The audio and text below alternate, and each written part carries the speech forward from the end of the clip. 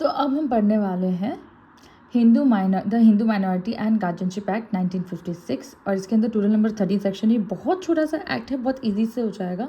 चलिए जल्दी से इसको पढ़ जाते हैं। The Hindu minority and guardianship act 1956 जो है वो एक्ट नंबर 32 है एंड विच इज़ एनेक्टेड और एनफोर्समेंट ऑन 25 अगस्त 1956 के अंदर हुआ था। जहाँ तक की बात करते हैं अगर हम हिंदू मैरिज एक्ट 1955 की, तो वो उसका जो एनेक्टमेंट या एनफोर्समेंट डेट थी वो थी 18 मई 1955 and which was 25th act number था वो। और जहाँ तक हम बात करते हैं Hindu adoption and maintenance act की, तो उसकी डेट थी 21 दिसंबर 1956 और वो 78th एक्ट था। राइट, आप डेट ना भूलें, इसके लिए मैं रिवाइज कर रही हूँ। And act to amend and codify, ये एक्ट इसलिए बनाया गया है जनरली ताकि माइनॉरिटी और गार्जियनशिप को लेके हिंदूज़ के माइनॉरिटी और गार्जियनशिप को लेके जो लॉ बनाने और कोडिफाई करने के लिए, अमेंड करने के लिए ये जो एक्ट है बनाया गया है।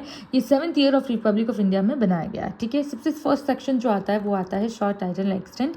ये इसको Hindu minority and guardianship act 1956 कहेंगे और ये जो है पूरे भारतवर्ष पे लागू होता है। उन पे भी लागू होता है जो हिंदूज डोमिसाइल टेरिटरीज में रहते हैं, मतलब कि वो हिंदू जो नेटिव प्लेस जिनकी जो है, मतलब जिनके एक्चुअल जो घर कहते हैं ना कि हम वहाँ से आए हैं, हम वहाँ के रहने वाले हैं, तो वो अगर इस वो जगह है जहाँ पे ये एक्ट एप्लीकेबल है।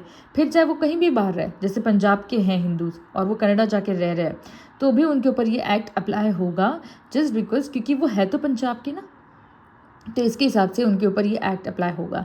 ठीक है, फिर आता है सेक्शन नंबर 2 जो कि act to supplemented to act 8 of 1890। अब ये कहता है एक्ट 8 ऑफ 1890 कौन सा था, वो guardians of the wards act 1890 था। ये उसको सप्लीमेंट करेगा, मतलब इस एक्ट में जो लिखा गया है उसके अंदर ये एक्ट उसमें मदद करेगा, कॉन्ट्राडिक्ट नहीं करेगा। ये एक्ट ना सुप्रीम है ना ही कॉन्ट्राडिक्ट कर रहा है, ये एक्ट उसको सप्लीमेंट करेगा। ठीक है, फिर आता है हमारा section number 3 application of the act. ये एक्ट कहाँ किसके ऊपर अप्लाई होगा।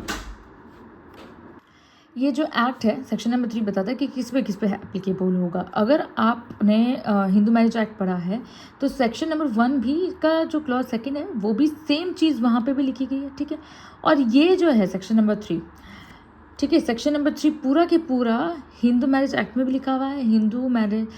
हिंदू ये अडॉप्शन एंड मेंटेनेंस और अडॉप्शन वाले एक्ट में भी सेम दे रखा है, इसमें भी सेम दे रखा है, कुछ छोटी मोटी चीज़ों का डिफरेंस।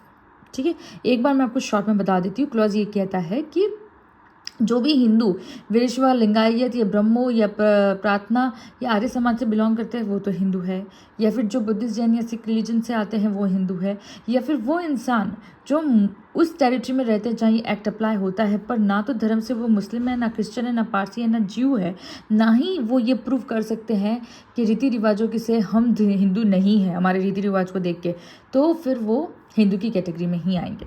तो ये एक नेगेटिव डेफिनेशन दे रखी है इफ़ यू से कि हिंदू कौन नहीं है, नेगेटिविटी में बता रखा है। ठीक है, एक्सप्लेनेशन की बात करिए कि भाई Hindu, Buddhist, Jain, Sikh bye religion आप कैसे कहोगे या किसको कहोगे कि भाई ये हिंदू है, बुद्धिस्ट है, जैन है, सब इंसान इस कैटेगरी में आएंगे। तो ये कहता है कि हर बच्चा जायज़ हो या नाजायज़ हो जिसके दोनों पेरेंट्स हिंदू, बुद्धिस्ट, जैन या सिख या रिलीजन के तौर पे, तो वो हिंदू है। या फिर ऐसा बच्चा, क्लॉज 2 कहता है, जो जायज़ हो या नाजायज़ हो उसका एक पेरेंट हिंदू, बुद्धिस्ट, जैन या सिख है रिलीजन से और उसको इसी ट्राइब में, हिंदू, बुद्धिस्ट, जैन या सिख की ट्राइब में ही, इसी कम्युनिटी में, इसी ग्रुप ऑफ फैमिली में बड़ा किया गया है, तो वो क्या कहलाएगा, वो हिंदू कहलाएगा। एग्जाम्पल के तौर पर मैं आपको बता दूँ, जैसे सपोज कर लीजिए कि एक जो मेल है वो क्रिश्चियन है, फीमेल जो है वो हिंदू है, पर दोनों जो साथ में रह के वो हिंदू का ही धर्म पालते हैं, हिंदू सोसाइटी में रहते हैं, हिंदू समाज में ही जाते हैं, हिंदू की ही सारी कस्टम्स और यूसेज फॉलो करते हैं, तो अब बच्चा क्या होगा, बच्चा भी हिंदू होगा। तो मेल जो है वो क्रिश्चियन है, पर अब मेल खुद ही क्रिश्चियनिटी फॉलो नहीं कर रहा है, तो उसके हिसाब से ये एक सॉर्ट ऑफ एग्जाम्पल था, no offence to anyone. Okay, फिर आता है सबसेक्शन 3 क्लॉज 3, एनी पर्सन जो कन्वर्ट या रिकन्वर्ट हुआ है हिंदू, बुद्धिस्ट, जैन या सिख रिलीजन के अंदर, तो वो जो है हिंदू, बुद्धिस्ट, तो वो हिंदू हो जाएगा। ठीक है, फिर आता है सबसेक्शन 2। इस सेक्शन में इस सबसेक्शन 1 में ये एक्ट जो है ये शेड्यूल कास्ट या शेड्यूल ट्राइब पे अप्लाई नहीं करेगा। Article 366 of constitution clause number 25 के तहत वो तभी अप्लाई करेगा जब सेंट्रल गवर्नमेंट खुद ऑफिशियल गेजेट में नोटिफिकेशन डाल के करे तो ये एप्लीकेबल होगा, अदरवाइज एप्लीकेबल नहीं होगा। फिर सबसेक्शन 2A कहता है कि ये उन लोगों पे भी अप्लाई नहीं होगा जो यूनियन टेरिटरी ऑफ पांडिचेरी में रेनुकेंट्स की तरह रह रहे हैं, मतलब जिन्होंने री अनाउंस कर दिया अपने आप को कि वो हिंदू नहीं है।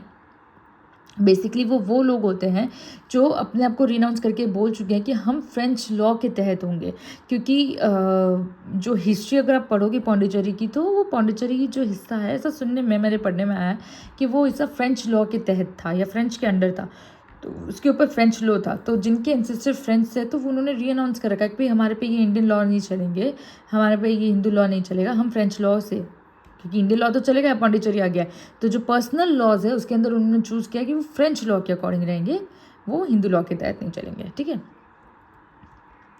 फिर आता है सबसेक्शन 3। द एक्सप्रेशन हिंदू जो है इस प्रोविजन में उसको ऐसे कंस्ट्रक्ट किया जाएगा, उसके अंदर वो हर इंसान आएगा जो बाय रिलीजन हिंदू है और बाय करता धरता भी हिंदू है। जो इंसान हिंदू रिलीजन से हिंदू नहीं है पर इस एक्ट के प्रोविजंस के तहत वो हिंदू की तरह ही रह रहा है तो वो भी हिंदू में ही डिक्लेयर करता है। ठीक है, फिर आगे है सेक्शन नंबर 4 डेफिनेशंस। इसके अंदर बहुत सी मतलब छोटी सी डेफिनेशंस दे रखी है, 3 सी। ठीक है ना, पहली डेफिनेशन है माइनर की, जो भी 18 साल से नीचे का बच्चा वो माइनर की कैटेगरी में आता है। ठीक है, क्लॉज बी 18 ईयर्स कंप्लीट होनी चाहिए, 18 ईयर्स का होना नहीं, 18 ईयर्स कंप्लीट होना चाहिए। ठीक है ना, फिर क्लॉज बी कहता है गार्जियन। गार्जियन जो है वो इंसान होता है जो माइनर की देखरेख करता है या उसकी प्रॉपर्टी की देखरेख करता है या दोनों चीज़ों की देखरेख करता है। अब जो गार्जियन है वो कितने तरह, 4 तरह का बता रखा है। कैसे, पहला नेचुरल गार्जियन होता है, जैसे कि रियल फादर मदर गार्जियन ही हो गए, नेचुरल गार्जियन हो गए। फिर क्लॉज 2 कहता है कि ऐसे गार्जियन मदर जो माइनर्स के फादर मदर ने अपॉइंट किए हैं। तीसरा है जो कोर्ट ने अपॉइंट किए हैं, या ऐसा कोई इंसान जिसके पास कोर्ट के थ्रू पावर है कि वो एज ए गार्जियन अपॉइंटेड है, मतलब जिसका कोई नहीं उसका वो वैसे अपॉइंट किया कि भाई इस इंसान को गार्जियन बना सकते हैं हम किसी का भी। कहते हैं ना जैसे NGOs के और होते हैं, होम केयर डे केयर के होते हैं, तो आप गार्जियन बन के रहेंगे, तो उनमें जितने भी बच्चे होते हैं उनके गार्जियन फिर एक वहीं का चीफ हेड होता है।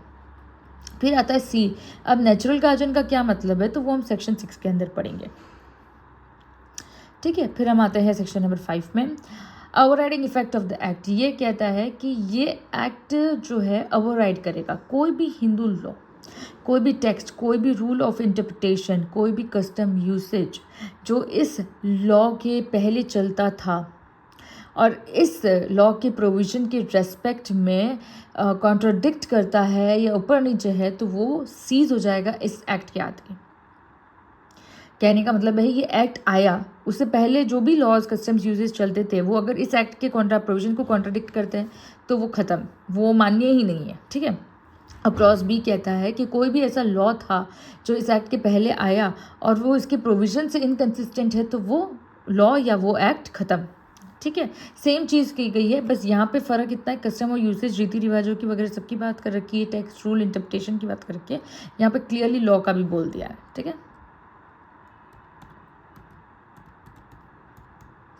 फिर आता है सेक्शन नंबर 6 जो हमने पहले भी पढ़ा था क्लॉज नंबर 4 की लास्ट क्लॉज में, सी क्लॉज में, कि भाई नेचुरल गार्जियन की डेफिनेशन हम सेक्शन नंबर 6 में पढ़ेंगे, तो वही है। तो नेचुरल गार्जियन कौन होता है? नेचुरल गार्जियन जो हिंदू माइनर का वो इंसान होता है, हिंदू माइनर के रिस्पेक्ट में वो होता है जो उसका या उसकी प्रॉपर्टी का या दोनों का ध्यान रखे। पर इसके अंदर हिंदू जॉइंट फैमिली प्रॉपर्टी नहीं आती, undivided interest of joint family में नहीं आती। HUF की properties, I am so sorry, ये क्या विजिबल हो गया है, आई एम सो सॉरी। ये कहता है कि नेचुरल गार्जियन जो है हिंदू माइनर का वो होता है जो उस इंसान के या प्रॉपर्टी के या फिर उस इंसान की दोनों की रिस्पॉन्सिबिलिटी में होती है। पर HUF की प्रॉपर्टीज़ इसके अंदर इंक्लूड नहीं है, अनडिवाइडेड फैमिली की, जॉइंट फैमिली की प्रॉपर्टी इसके अंदर इंक्लूड नहीं है। Make sure you remember this. ठीक है, क्लॉज 1 कहता है कि अगर लड़का है या अनमैरिड गर्ल है तो उसका फादर जो होगा वो पहले गार्जियन बनेगा, फिर उसकी मदर गार्जियन बनेगी, और जो कस्टडी अगर 5 साल से छोटा बच्चा है तो उसकी गार्जियन जनरली उसकी मदर ही होती है। फिर क्लॉज बी कहता है कि अगर नाजायज़ बच्चा है या नाजायज़ अनमैरिड गर्ल है तो उसकी पहली गार्जियन जो है वो नेचुरल गार्जियन मदर होगी और फिर फादर होगा। और जहाँ क्लॉज सी कहता है कि जहाँ पे शादीशुदा लड़की है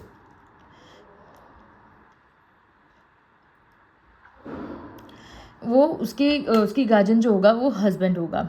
अब इस सेक्शन में जो नेचुरल गार्जियन दिया गया है वो प्रोविजंस के तहत वो भी जो नेचुरल गार्जियन का जो अधिकार है वो ख़त्म हो जाएगा उस नेचुरल गार्जियन से, अगर वो हिंदू, ये क्लॉज ये कह रहे हैं यहाँ पे, ठीक है, कि अगर वो खुद रिलीजन चेंज कर देता है, कन्वर्ट हो जाता है दूसरे रिलीजन में, हिंदू नहीं रहता है तो, या फिर वो अपने आप को सांसारिक जीवन से जो है सांसारिक जीवन से अपने आप को रीअनाउंस कर देता है। मतलब या तो वो कहते हैं ना जंगल में रहने चला जाता है, हरमित बन जाता है, या वन प्रस्थान कर देता है, या फिर सन्यासी बन जाता है, तो फिर वो जो है नेचुरल गार्जियन भी नेचुरल गार्जियन की डेफिनेशन में नहीं आएगा, या वो उस पोस्ट से हट जाएगा, ठीक है, वो पदवी उसको नहीं मिलेगी। अब एक्सप्लेनेशन यहाँ पे एक दे रखा है कि इस सेक्शन में फादर मदर की जब हम बात कर रहे हैं नेचुरल गार्जियन के तौर पर, फादर मदर की जब हम बात करते हैं तो वो step father step mother include नहीं करता है, ठीक है। अब आ गए हैं सेक्शन नंबर 7 में, which is natural guardianship of adopted son. Adopted son की नेचुरल गार्जियनशिप किसके पास होगी? तो अडॉप्टेड सन की नेचुरल गार्जियनशिप जो है माइनर है, और अडॉप्शन के ऊपर पहले अडॉप्टिव फादर के पास होगी, फिर उसके बाद उसकी अडॉप्टिव मदर के पास होगी। फिर पावर्स क्या क्या है नेचुरल गार्जियन की? नेचुरल गार्जियन के पास क्या क्या पावर्स है? अगर आप ये सोच रहे हो सारी पावर्स है, सारी पावर्स नहीं है, मैं आपको बता दूँ। नेचुरल गार्जियन जो हिंदू माइनर का है उसके पास जो इस सेक्शंस के तहत, प्रोविजंस के तहत उसको पावर्स दी गई है जो रीजनेबल एंड नेसेसरी है, वो उसी, और इन पावर्स के तहत वो उसी तरीके काम करेगा जो उस माइनर के फ़ायदे में हो, उसके माइनर के एस्टेट यानी कि प्रॉपर्टी के बेनिफिट में हो, प्रोटेक्शन में हो। कोई भी अपने फ़ायदे के लिए गार्जियन जो है इस्तेमाल नहीं कर सकता एक माइनर की प्रॉपर्टी को, ठीक है, विजिबल राइट। ठीक है। अब ये कहता है, ये सबसेक्शन 1 कहता है। सबसेक्शन 2 कहता है कि जो नेचुरल गार्जियन है वो कोर्ट की प्रायर परमिशन से पहले कुछ चीज़ें हैं जो नहीं कर सकता। क्या नहीं कर सकता? माइनर की प्रॉपर्टी को, इमूवेबल प्रॉपर्टी को ना तो गिरवी रख सकता है, ना उस पर चार्जेस लगा सकता है, ना ट्रांसफ़र कर सकता है, ना सेल कर सकता है, ना गिफ्ट दे सकता है, ना एक्सचेंज कर सकता है, कुछ नहीं कर सकता है। वो कोर्ट की परमिशन चाहिए उसके लिए उसको पहले। अगर उसको लीज़ पे भी देनी है, क्लॉज भी कहता है, तो वो 5 साल से ज़्यादा के लिए लीज़ में नहीं दे सकता। और अगर वो माइनर मेजॉरिटी अटेंड करने वाला है तो मेजॉरिटी अटेंड करने की 1 साल के अंदर अंदर वो लीज़ खत्म हो जानी चाहिए। 5 साल के लिए दे दी, 3 साल बाकी और मेजॉरिटी अटेंड कर लिए तो 1 साल और मिलेगा, 2 साल फिर तो गए भाड़ में, नहीं मिलेंगे, सॉरी, क्योंकि यही रूल है यहाँ पे, यही रूल है। हाँ, अगर मेजर, अगर आप आगे कुछ लॉस पढ़ोगे तब उसमें आपको पता चलेगा कि अगर मेजॉरिटी अटेंड करने के बाद माइनर खुद परमिशन ग्रांट कर ले कि नहीं छौती, या वो कोई मनाही ना करे 6 महीने के अंदर अंदर, तो फिर वो लीज पे रहती है, ऐसा रूल है, ठीक है। फिर आता है सबसेक्शन 3। सबसेक्शन 3 कहता है कि इमूवेबल प्रॉपर्टी का कोई भी तरीके से डिस्पोजल नेचुरल गार्जियन के द्वारा अगर कॉन्ट्राडिक्ट करता है सेक्शन 1 या सेक्शन 2 को, वो करता है डिस्पोजल में, तो वो उसी इंस्टेंट पे वॉइड हो जाएगा कि वो इंसान माइनर है या जो पर्सन क्लेम कर रहा है उसके तहत वो वॉइडेबल है। जो क्लेम कर रहा है ना इंसान, और माइनर की इच्छा के ऊपर वॉइडेबल है। ऐसे तो वॉइड है कि आप खारिज कर सकते हो उसको, पर फिर उससे माइनर की इच्छा या फिर जो क्लेम कर रहा है इंसान उसकी इच्छा पूछी जाएगी कि आपको क्या करना है, क्योंकि ऐसा तो हो चुका है, तो आप लीज पे रख सकते हो, और ऐसे फिर उसके अंदर से गलियाँ निकाली जाती है, ठीक है। फिर सबसेक्शन 4 कहता है कि जो कोर्ट है वो कभी परमिशन नहीं देगा नेचुरल गार्जियन को सबसेक्शन 2 के तहत एक्ट करने की, जब तक कि उसको ये नहीं लगे कि वो माइनर के फ़ायदे के लिए, बेनिफिट के लिए, ठीक है। ये था हमारा सेक्शन नंबर 8 का सेक्शन नंबर 4, सबसेक्शन 4। अब हम आगे सबसेक्शन 5 में। सबसेक्शन 5 में ये कहता है कि जो गार्जियंस और वार्ड्स एक्ट है उसके तहत ही एप्लीकेशन लगाई जाएगी। सबसेक्शन 2 के तहत आपको कुछ भी करना है इमूवेबल प्रॉपर्टी को लेके, और प्रोसीडिंग की जाएगी, और कोर्ट जो है वो ध्यान देगी कि जो पावर स्पेसिफाई किए गए हैं सबसेक्शन 2, 3, 4 के अंदर, जो सेक्शन नंबर 31 के अंदर, वो उसी प्रोसीजर से उसने किए हैं, वो पावर्स भी उसी तरीके से, मतलब सेक्शन 4A के तहत वो काम करे, सेक्शन नंबर 29 के तहत प्रोसीजर फॉलो करे, सेक्शन नंबर 2, 3, 4 के तहत वो काम करे। अपील भी लगा सकता है नेचुरली, ठीक है ना। अपील अगर उसको मना कर दिया है गार्जियंस एंड वार्ड्स एक्ट के तहत नेचुरल गार्जियन को कि वो प्रॉपर्टी को सबसेक्शन 2 के तहत कहीं यूज़ नहीं कर सकता है, तो वो वापस अपील भी लगा सकता है, जो ऑर्डिनरी केस में जैसे लगती है वैसे, ठीक है। यहाँ पे कोर्ट का मतलब वही है, सिविल कोर्ट है, डिस्ट्रिक्ट कोर्ट है, जिससे जुरिस्डिक्शन में वो इमूवेबल प्रॉपर्टी है, अगर ज़्यादा जुरिस्डिक्शन में उस ज़्यादा 1 या 2 से ज़्यादा, 1 से ज़्यादा कोर्ट लगती है उसके जुरिस्डिक्शन में, तो किसी भी जाके इमूवेबल प्रॉपर्टी किसी भी कोर्ट में जाके वो कर सकता है जिसके जुरिस्डिक्शन में वो आती है, ठीक है। ये था हमारा section number 8। It is very very easy to learn and to revise also. फिर आता है सेक्शन नंबर 9 जो कि है testamentary guardians and their powers. अभी तक हम सब नेचुरल गार्जियन की बात कर रहे थे। अब अगर नेचुरल गार्जियन नहीं है तो क्या दूसरा कौन सा हुआ नेचुरल गार्जियन, तो वो हो गया टेस्टिमेटरी गार्जियंस हो गए। ठीक है, सब सेक्शन 1 कहता है कि जब हिंदू फादर जो है नेचुरल गार्जियन की तरह काम करता है माइनर के बच्चे के ऊपर, नाजायज़ बच्चे के ऊपर, यहाँ पे चिल्ड्रन लिखा है, there is no clearly specification about girl और अ बॉय। ठीक है ना, यहाँ पे चिल्ड्रन लिखा गया है, कोई क्लियर स्पेसिफिकेशन नहीं है कि भाई लिमिटेड गर्ल ही होना चाहिए बॉय होना चाहिए। वो अपॉइंट कर सकता है उसके बच्चे की, जायज़ बच्चे की रिस्पेक्ट में किसी भी माइनर के पर्सन के लिए या फिर माइनर की पर्सन की प्रॉपर्टी के लिए या दोनों के लिए जो है गार्जियन अपॉइंट कर सकता है। कौन कर सकता है? फादर कर सकता है। फिर सब सेक्शन 2 कहता है कि अगर सपोज कर लीजिए कि फादर नहीं है, सब सेक्शन 2 ये कहता है कि फादर ने जो गार्जियन अपॉइंट किया है, अगर वो मदर से पहले वो चला जाता है फादर, तो फिर जो है मदर के पास ये अधिकार आ जाता है और जो फादर ने जिसको गार्जियनशिप दी थी वो ख़त्म हो जाती है।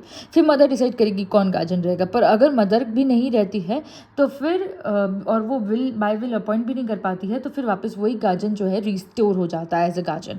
ठीक है, फिर सब सेक्शन 3 कहते हैं कि अगर हिंदू विडो है तो नेचुरल गार्जियन जो है माइनर लेजिटिमेट चिल्ड्रन का, वो पहले हिंदू मदर डिसाइड करेगी कि भाई उसका गार्जियन कौन रहेगा कौन नहीं रहेगा, तो वो उसकी प्रॉपर्टी को लेके या दोनों को लेके फिर वो हिंदू मदर जो है वो डिसाइड करती है। ठीक है, फिर सब सेक्शन 4 कहता है कि अगर हिंदू मदर जो है जो नेचुरल गार्जियन है नाजायज़ बच्चों की जो हिंदू गार्जियन है वो अपॉइंट करेगी गार्जियन को in respect of minors person या उसकी प्रॉपर्टी को लेके या दोनों को लेके। ये हमने पहले भी पढ़ा है जब अडॉप्शन की बात करी थी कि जब नाजायज़ बच्चा आता है तो अडॉप्शन के लिए ऊपर गार्जियन का रोल या फिर मेन हेड का रोल जो है माँ करती है।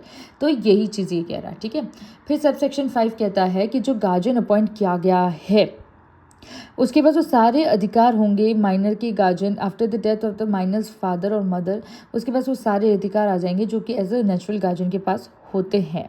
पर वो सारे अधिकार जो हैं उसी एक्सटेंट तक होंगे, उन रेस्ट्रिक्शंस तक होंगे जो ये एक्ट बताता है वहीं तक होंगे, और अगर रेस्ट्रिक्शंस है तो वहीं तक होंगे। रेस्ट्रिक्शंस भी लगेंगे और स्पेसिफाई किया गया है तो वही मतलब, और कुछ भी हो जाए वो उसके बेनिफिट के लिए काम करेगा। ठीक है ना, माइनर की गार्जियन की बेनिफिट की हम नहीं देख रेख करते हैं, हम माइनर की बेनिफिट की देख रेख कर रहे हैं। ठीक है, फिर सब सेक्शन 6 कहता है कि जो राइट है गार्जियन को अपॉइंट करने का, जहाँ पे भी माइनर गर्ल के ऊपर अगर कोई गार्जियन अपॉइंट किया गया है तो जैसे ही उसकी शादी होगी वहाँ गार्जियन का जो अधिकार है वो वहाँ ख़त्म हो जाएगा, क्योंकि अब गार्जियन कौन रहेगा? उस गर्ल का हस्बैंड हो जाता है। ठीक है, रिश्ते नाते नहीं टूटते हैं, कानून तौर पे एज ए गार्जियन के नाम पे वो चीज़ चेंज हो जाती है। ठीक है, फिर आते हैं सब सेक्शन नंबर 10 पे जो कि है incapacity of a minor to act as a guardian of the property. कोई एक माइनर दूसरे माइनर की प्रॉपर्टी का गार्जियन नहीं बन सकता। कहते हैं 2 भाई है और छोटे वाले भाई के नाम की प्रॉपर्टी है, बड़ा वाला भाई दोनों ही माइनर है, 18 साल से एक 14 साल का है, एक 17 साल का है, तो उस केस में 17 साल का भाई भी 14 साल के भाई की प्रॉपर्टी का गार्जियन नहीं बन सकता है। ठीक है, ये कहता है सेक्शन नंबर 10 सेक्शन नंबर 11 जो है de facto guardian not to deal with minors property. ये कहता है कि आप फैक्ट के तौर पर गार्जियन हो माइनर की और माइनर की प्रॉपर्टी के दोनों के, पर तो भी उसके साथ डील नहीं कर सकते हो अपनी मर्जी से, डिस्पोज ऑफ नहीं कर सकते हो उसकी प्रॉपर्टी, डील नहीं कर सकते हो अपनी मर्जी से। ठीक है, फिर सेक्शन नंबर 12 कहता है कि guardian not appointed for minors undivided interest in joint family property. जो जॉइंट फैमिली HUF प्रॉपर्टी के अंदर जो होती है उसके लिए गार्जियन अपॉइंट नहीं किया जाता है माइनर के लिए। ठीक है, क्योंकि उसके ऊपर अधिकार किसका चलता है? फैमिली के सबसे बड़े का अधिकार चलता है। ठीक है, वो तभी होता है जब हाई कोर्ट को अपने जुरिडिक्शन में लगता है कि माइनर के इंटरेस्ट में होगा, फ़ायदे के लिए होगा, तो ही गार्जियन अपॉइंट कर सकता है, अदरवाइज जनरली अपॉइंट नहीं कर सकते हो आप HUF की प्रॉपर्टी के लिए गार्जियन। ठीक है, फिर लास्ट सेक्शन आ गया है इस एक्ट का जो कि है सेक्शन नंबर 13 कि welfare of minor to be paramount consideration. First subsection कहता है कि हिंदू माइनर कोर्ट जो है हमेशा यही देखेगी जब भी डिक्लेयर करेगी किसी को गार्जियन कि भाई सबसे ज़्यादा माइनर को फ़ायदा होना चाहिए, माइनर का जो फ़ायदा है बेनिफिट है या उसका ही देख रेख अच्छे से वही जो है सबसे इंपॉर्टेंट की बात होनी चाहिए। सब सेक्शन 2 कहता है कि कोई भी इंसान जो गार्जियनशिप के वर्च्यू में इस प्रोविज़न ऑफ इस एक्ट के तहत अगर शादी की बात भी आती है अमॉन्ग हिंदूज़ पे तो वो अपनी मर्ज़ी से नहीं चला सकता, उसके कोर्ट की ओपिनियन ज़रूरी है कि उसकी गार्जियनशिप में कि भाई वेलफेयर ऑफ माइनर के लिए ही वो शादी करवाएगा, और कैसे होगी क्या नहीं होगी वो कोर्ट की ओपिनियन होगी। और शादी के पहले भी अगर गार्जियनशिप कोर्ट को लगता है कि वो उसके बेनिफिट के लिए नहीं है, तो वो गार्जियनशिप हटा सकता है। अगर उसको लगता है तो कि फ़ायदे के लिए नहीं जा रही है गार्जियनशिप, तो वो गार्जियनशिप हटा सकता है। This was all, this act was 20 minute की ये वीडियो है ऑलमोस्ट, और आपका ये एक्ट पूरा कंप्लीट हो जाएगा। इससे ज़्यादा इस एक्ट में कुछ है नहीं। ये अगर आप बार बार सुनोगे, इस वीडियो को रिवाइज करते जाओगे, सिर्फ सुनते भी जाओगे, तो आपका ये एक्ट हो जाएगा। क्योंकि हम मेजर जो है सेक्शंस के ऊपर की हेडिंग्स याद रखेंगे, तो हमें अंदर का ऑटोमेटिक याद आ जाएगा, क्योंकि इन पर्टिकुलर कुछ एज सच है नहीं है इसमें। ठीक है, this is all about it. So yeah bye, thank you, meet you in next video.